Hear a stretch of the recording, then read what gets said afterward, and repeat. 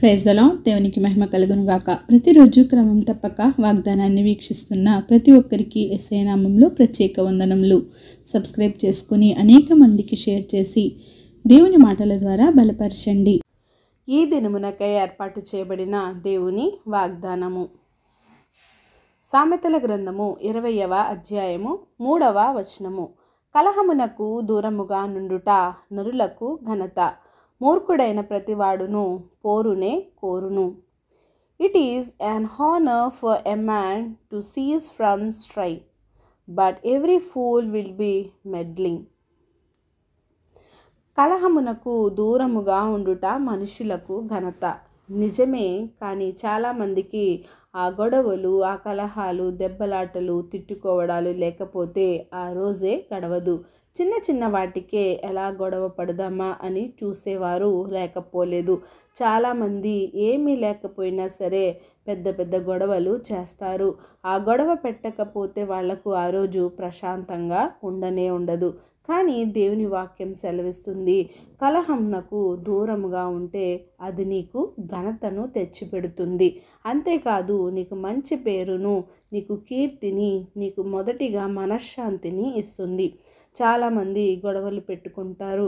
బయట వారితో, ఇరుగు పొరుగు వారితో, పనిచేసే దగ్గర ఏ చిన్న చిన్న సందు దొరికినా సరే వారితో ఒకరితో ఒకరు గొడవ పడడానికి చూస్తారు.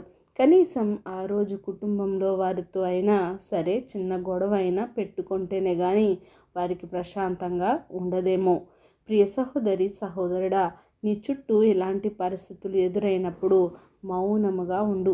అదే నీకు ఘనతను తెస్తుంది. అంతేగాని ఎదుటివాడు ఒకటి అన్నాడు కదా అని మనం 10 అంటే ప్రశాంతంగా ఉంటుంది అని గొడవలకు కాలు దువ్వకు. అలా మూర్ఖుడైన వాడు అటువంటి వాటికి దగ్గరగా బ్రతుకుతాడు. మూర్ఖుడు పోరునే అంటే గొడవల్నే కోరుకుంటాడు. తెలివిగా నడుచుకునేవాడు అల్లరి చిల్లరగా చిన్న చిన్న విషయాలను కల్పించుకోడు. నీవు ఎదుటి వారికి ఏదైనా చెప్పాలి అనుకుంటే మంచి పద్ధతిలో సమాధానం కలిగి వారితో మాట్లాడే ప్రయత్నం చేయాలి. కానీ మనం విషయాన్ని పెద్దది చేయకూడదు. యేసయ్య గారినే ఎప్పటికప్పుడు పరిసయ్యులు, యాజకులు, సద్దుకయ్యులు దేవుని ఎలాగైనా ఇరికించాలని, ఏదో విధంగా ఆయనతో గొడవ పడాలని, ఆయన్ని అనవసరమైన విషయాల్లో నిందితుడిగా చూపాలి అని ఎన్నో ప్రయత్నాలు చేశారు.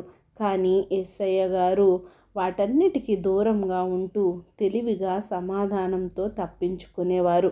మనం కూడా తెలివితో, సమాధానంతో అటువంటి గొడవలకు, అల్లర్లకు, కలహాలకు దూరంగా ఉంటూ దేవునికిని, ఆయన నామమునకును, మనకును, మన ఇంటి వారికిని ఘనత తెచ్చడి వారిగా ఉందుముగాక. ఆమేన్. చిన్ని ప్రార్థన. మమ్ములను అతి మిక్కిలిగా ప్రేమించిన మా ప్రియ పరలోకపు తండ్రి, మీరు ఇచ్చిన వాగ్దానంనకే వందనాలు దేవా. ఎవరైతే ఉదయకాల సమయంలో నాయన ఈ వాగ్దానంను వినిచున్నారో నాయన, ఒక్కసారి వారిని వారు పరీక్షించుకొని తండ్రి, మూర్ఖుల గొడవలతో బ్రతుకుచున్నారా నాయన? తెలివి జ్ఞానముతో సమాధానమును వెతికి వెంటాడి జీవిస్తున్నారా? ఒకరినొకరు పరీక్షించుకొని కృపను ప్రతి ఒక్కరికి దయచేయండి దేవా. ప్రార్థన అవస్థ కోరిన ప్రతి ఒక్క బిడ్డని సమయంలో జ్ఞాపకం చేసుకోండి. ఎన్నో రకాల అవసరతలతో, ఇబ్బందులతో, శ్రమల్లో, కష్టాల్లో నాయన ఉంటున్న నీ ప్రజలను ఒక్కసారి గుర్తు చేసుకోండి అయ్యా.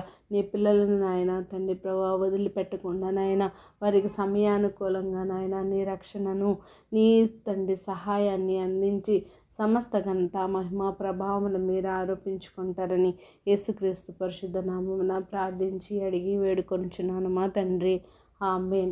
God bless you all.